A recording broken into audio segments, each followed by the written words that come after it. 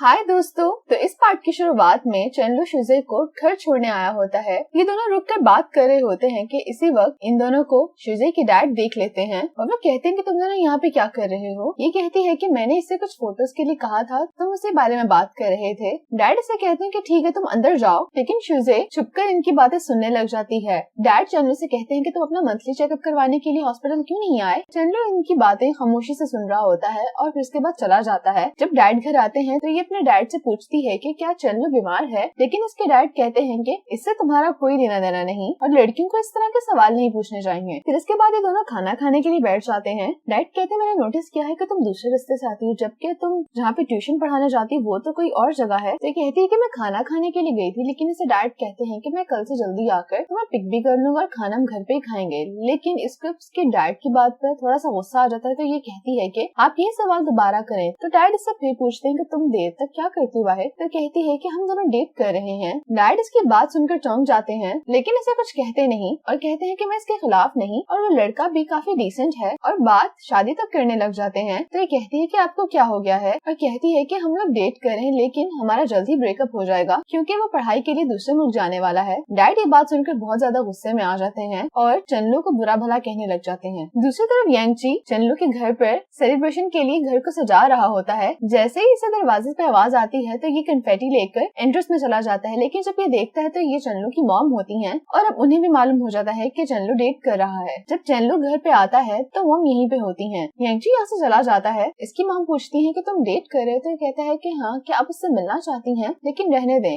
आप गुस्सा कर लेंगी। मॉम इसकी बात का कोई जवाब नहीं देती। कहती है कि तुम्हारे बाहर जाने से पहले हम लोग एक ट्रिप पे जाना चाहते हैं और तुम्हारे डैड कह रहे हैं कि तुम्हें भी साथ चलना होगा और जब हमारा वो ट्रिप खत्म होगा तो तुम वहाँ से अपनी पढ़ाई के लिए चले जाना। ये कहते हैं कि आपको मुझे इस फैमिली ट्रिप में इन्वॉल्व करने की जरूरत नहीं। तो मॉम कहती है कि तुमने मुझे कभी भी परेशान नहीं किया, तो अब भी मत करना। फिर इसके बाद मॉम यहाँ से चले जाते हैं और अगले दिन चेनलू अपने चेकअप के लिए शुजे के डैड के पास आता है। डैड कहते हैं कि मैंने सुना है कि तुम बाहर जा रहे हो पढ़ने के लिए। तो ये कहता है कि हाँ। डैड कहते हैं कि मैं तुम्हें एक वीडियो दिखाना चाहता हूँ और ये शुजे की स्कूल की वीडियो होती है जहाँ पे ये क्लास प्रेसिडेंट बनने के लिए स्पीच दे रही थी और इस वीडियो में काफी कॉन्फिडेंट और खुश दिखाई दे रही थी। डैड कहते हैं कि रात को इस बात पर रोने लग गई कि तुम बाहर चले जाओगे। डैड इससे इसकी एक्टिंग करके दिखा रहे होते हैं, लेकिन तभी रूम में शुजे आ जाती है और कहती है कि मैंने तो कभी भी ऐसी कोई बात नहीं की थी और ये आकर चेनलू की रिपोर्ट्स देखने लग जाती है। डैड कहते हैं कि तुम्हें ये नहीं देखनी चाहिए, तुम बाहर इंतजार करोगी, लेकिन ये नहीं जाती। चेनलू के कहने पे चली जाती है। डैड ये देखकर बहुत हैरान हो रहे होते हैं। फिर इसके बाद चेनलू शुजे के साथ ईयर पियर्सिंग के लिए चला जाता है। शुजे अपने लिए इयररिंग सिलेक्ट कर रही होती है। ये चेनलू से कहती है कि तुम मुझे चूज करने में मेरी मदद करो। तो ये कहता है कि मैंने कभी भी किसी लड़की के लिए कुछ नहीं खरीदा, इसलिए मुझे कोई आइडिया नहीं, लेकिन ये कहती है कि तुम फिर भी कोशिश करो। तो ये एक ईयर पीस उठाता है और वो एक बोन होती है। तो ये कहती है कि तुमने बहुत सोच समझ के सिलेक्शन की है ताकि इसको देख के मैं तुम्हें सोचती रहूं। फिर इसके बाद ये दूसरे इयररिंग्स देखता है और कहता है कि ये देखो, ये स्टार्स होते हैं। ये देख के शुजे को वो दिन याद आ जाता है जब ये लोग फॉलिंग स्टार्स देखने के लिए गए थे। शुजे कहते है कि ठीक है, मैं ये वाले लूंगी और फिर ये इसके बाद पियर्सिंग करवाने के लिए चली जाती है। वो लेडी कहती है कि तुम्हें अपने कानों को गीला नहीं करना कुछ टाइम के लिए। चन्नू जब बाहर आके देखता है तो बाहर बारिश हो रही होती है, तो ये शॉप से बाहर चला जाता है। शुजे भी फ्री हो जाती है, लेकिन चन्नू यहाँ पे नहीं था। ये इसे देख रही होती है, लेकिन तभी वहाँ पे आ जाता है और उसके हाथ में अम्ब्रेला होती है। शुजे कहते कि क्या तुम अम्ब्रेला लेने गए थे। तो ये कहता है कि स्टोर की लेडी ने कहा था कि तुमने अपने कान नहीं गीले करने और ये इसके साथ इसके लिए आइसक्रीम भी लाया होता है। वापसी पे ये इससे कहती कि क्या हम कल सनराइज देखने के लिए जा सकते हैं। तो ये कहता है कि कल तो मुश्किल होगा। तो ये कहती है कि ठीक है और फिर ये घर चली जाती है। फिर इसके बाद शुजे चन्नू के घर आ जाती है। जब यहाँ पे आती है तो ये सो रहा था और ये इसे आके बहुत आराम से उठाती है। चन्नू कहता है कि तुम यहाँ पे क्या कर रही। तो ये कहती है कि तुम नहीं चाहते थे मेरी आवाज सुनना, इसीलिए मैं आ गई। चन्नू कहते है कि तुम पढ़ाने नहीं गई। तो शुजे कहती है कि यहाँ पे एक और बच्चा जिसे फिलहाल मेरी ज्यादा जरूरत है। ये दोनों हक करने ही वाले होते हैं। तो तभी इसको यांगची की आवाज आती है। तो ये कहती है कि घर पे क्या कोई और भी है। तो ये कहता है कि हाँ। तभी यांगची चन्नू के कमरे से बाहर आता है। तो ये बाहर आके कहता है कि तुम लोगों को छुपाने की जरूरत नहीं है, मैं जानता हूँ। ये कहती है कि तुमने मुझे पहले क्यों नहीं बताया। चन्नू कहता है कि तुम इतनी अचानक आई थी, मुझे याद ही नहीं रहा। फिर इसके बाद यांगची यहाँ से चला जाता है। इसके बाद शुजे कहती है कि तुम्हें मालूम है कि हम पहली दफा तुम्हारे घर के बाहर नहीं मिले थे। तो ये कहती है कि हम लोग फर्स्ट टाइम स्कूल में मिले थे। चन्नू कहता है कि मुझे तो याद नहीं। ये कहती है कि हमारे स्कूल और तुम्हारे स्कूल का बास्केटबॉल मैच था और उस दौरान मुझे एथलेटिक्स कमेटी के हेड को पानी देना था। तुम कोर्ट के एज पे खड़े हुए थे, मैं पानी आगे पहुंचाना चाह रही थी, लेकिन वो पानी की बोतल तुमने मुझसे ले ली थी और उस वक्त तुम लड़कियों के हुजूम में खड़े थे। तो ये कहता है कि लेकिन मैं उनसे बात नहीं कर रहा था। ये कहता है कि तुम जेलस हो रही हो। तो कहती है कि उस टाइम पे मैं तुम्हारे लिए कुछ भी फील नहीं करती थी। शुजी कहती है कि तुम्हें मैं कब अच्छी लगने लगी थी। तो कहता है कि उसी वक्त जब मैंने तुम्हें देखा था। हालांकि मैं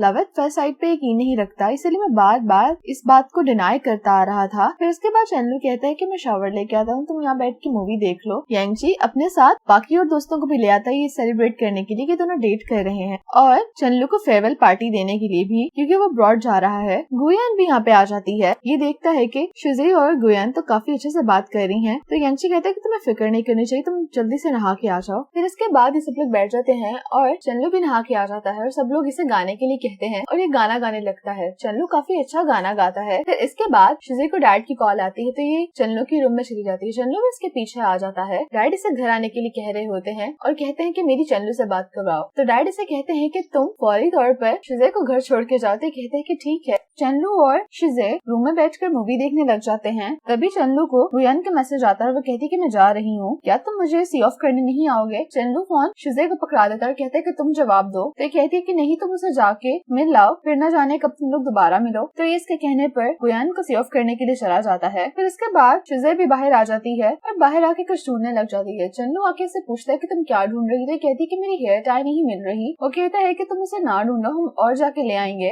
इतनी देर में बाकी सब भी उठ जाते हैं। कहते हैं कि अभी टाइम ही क्या हुआ है, हमें बाहर जाके खाना खाना चाहिए। इसलिए लोग दोबारा बाहर चले जाते हैं और सब यहाँ पे बैठकर ड्रिंक करने लगते हैं। फिर लोग सुबह तक यहीं पे रहते हैं। फिर इसके बाद चेनलू शुजे को घर छोड़ने के लिए जाता है और रास्ते में इससे कहता है कि चिंगी इतना छोटा है, क्या जब हम दोबारा मिले तो बिल्कुल अजनबियों की तरह बिहेव कर सकते हैं। तो शुजे कहते हैं कि चिंगी छोटा नहीं है, हम लोग यहाँ पे कई सालों से रह रहे हैं, बस हम लोग मिले बहुत देर बाद हैं। चेनलू उसके पास आकर कहता है कि तुम्हें सनराइज देखना है। तो ये कहती है कि हाँ। थोड़ी देर बाद सूरज निकल आता है। सनराइज देखने के बाद ये दोनों एक दूसरे को गुड बाय कहते हैं। शुजे जाने लगती है लेकिन मुड़कर चेनलू को गले लगाती है और फिर इसके बाद दोनों यहाँ से चले जाते हैं। चेनलू घर आकर अपना सामान पैक करने लग जाता है और शुजे का जो हेयर टाई था वो गुमा नहीं था, बल्कि चेनलू ने इसे रख लिया था। चेनलू के जाने पर शुजे भी बहुत ज्यादा उदास होती है और ये बात इसके डैड नोटिस करते हैं कि ये तो सही से खा भी नहीं रही। तो वो इससे कहते हैं कि तुम बचा हुआ टाइम उसके साथ क्यों नहीं गुजारती। तो ये कहती है कि उसके और भी कई से काम है और वैसे भी हम लोगों ने ब्रेकअप कर लिया है। दूसरी तरफ यांगची भी चेनलू के जाने पर बहुत उदास होता है और इसके पास येंग आती है और वो कहती है कि वो बाहर पढ़ने ही तो जा रहा है, तुम लोगों का कौन सा कोई ब्रेकअप हो गया है। तो ये कहता है कि ऐसी बात नहीं है, मुझे नहीं मालूम कि वो वापस कब आएगा, तो इसलिए आज से मुझे सब कुछ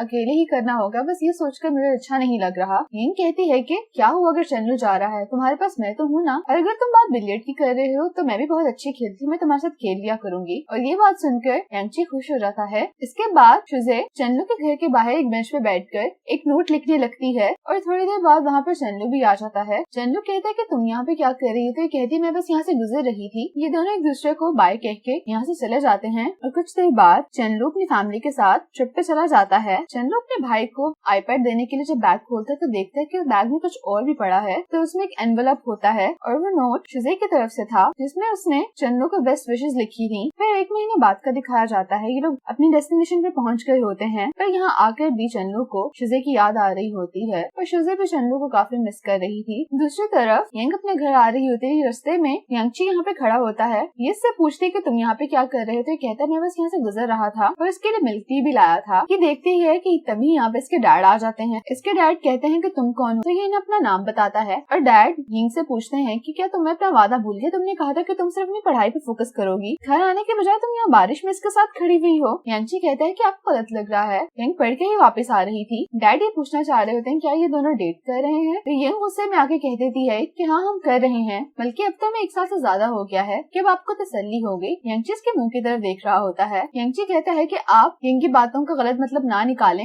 उसने सब कुछ गुस्से में आके कहा है। हमें तो मिले हुए सिर्फ अभी 2 महीने ही हुए हैं। डैड को यकीन नहीं आ रहा होता तो कहते हैं कि मुझे सच बताओ। तो यांगची कहता है कि हाँ मैं एडमिट करता हूँ, मैं येंग को पसंद करता हूँ, लेकिन मैं इस बात पे कसम खा सकता हूँ कि इस बारे में येंग को बिल्कुल भी कुछ मालूम नहीं था। मैंने सोचा था कि जब इसका बीजिंग कॉलेज में एडमिशन हो जाएगा मैं इसे तब बताऊंगा, क्योंकि मैं नहीं चाहता था कि इस वजह से इसकी पढ़ाई इफेक्ट हो। तो इसलिए आपको जो भी लग रहा है वो सब कुछ नहीं है। डैड कहते हैं कि ये सच कह रहा है। येंग जवाब दिए बगैर ही यहाँ से चली जाती है। फिर अगले दिन ये शुजे के घर पे होती है तो कहती है तुम अभी भी अपने डैड पे गुस्सा हो। तो कहती है कि नहीं। और इसके बाद यांगची येंग को मैसेज करता है कि 4 बजे बीजिंग जा रहा है, इससे वहीं पे मिलेगा। ये जैसे ही देखती है कि ये इसका मैसेज है तो ये फोन दूर फेंकती है। तो इसका मैसेज ये शुजे खोल के सुन लेती है। ये कहती है क्या तुम मुझसे मिलने के लिए नहीं जाओगी। ये कहती है कि बिल्कुल नहीं, मैं सिर्फ इसके साथ वैसे बिलियर्ड खेलती थी और ये इससे लगता है कि मेरा बॉयफ्रेंड बन जाएगा। तो ये कहती है कि जब तुम बीजिंग जाओगी क्या तुम मुझसे नहीं मिलोगी? हाँ वो थोड़ा अजीब है लेकिन इतना बुरा भी नहीं। शुजे कहती है कि अगर वो तुम्हें पसंद करता है तो इसमें तुम्हारा कोई भी अमल दखल नहीं और तुम सिर्फ इस वजह से उससे दोस्ती नहीं तोड़ सकती। तो ये कहती है कि हाँ तुम्हारी बात भी ठीक है, फिर मैं उससे मिलने चली जाऊंगी। और फिर उसके बाद ये यांगची को सी ऑफ करने के लिए आ जाती है। यांगची कहता है कि मुझे नहीं लगा था कि तुम आओगी और फिर ये इसे एक एनवेलप देता है। ये कहती है कि ये लव लेटर है? तो ये कहता है कि नहीं। कहता है कि तुमने कुछ ज्यादा ही सोच लिया, आर्ट एग्जाम के लिए स्टडी गाइड है जो मैंने तुम्हारे लिए बनाई। ये देख के थोड़ा ऑकवर्ड हो जाती है, फिर इसे ये बाय बोलकर यहाँ से चली जाती है। दूसरी तरफ चेनले और उसके बाकी सब घर वाले एक रेस्टोरेंट में लंच कर रहे होते हैं और तभी वहाँ पर शेंगची डैड को कहता है कि आपने मुझे लोगों का लिमिटेड एडिशन लेके देने के लिए कहा था और स्टोर कुछ ही देर में बंद हो जाएंगे। ये बहुत जिद करता है तो मॉम और डैड इसके लिए वो खरीदने के लिए चले जाते हैं। तभी यहाँ पर चंदू की नजर खिड़की से बाहर पड़ती है जहाँ पर एक ओल्ड मैन एक लेडी के लिए वायलिन बजा रहा होता है और इसे देख के शुजे की याद आती है और ये पार्ट यहीं खत्म हो जाता है।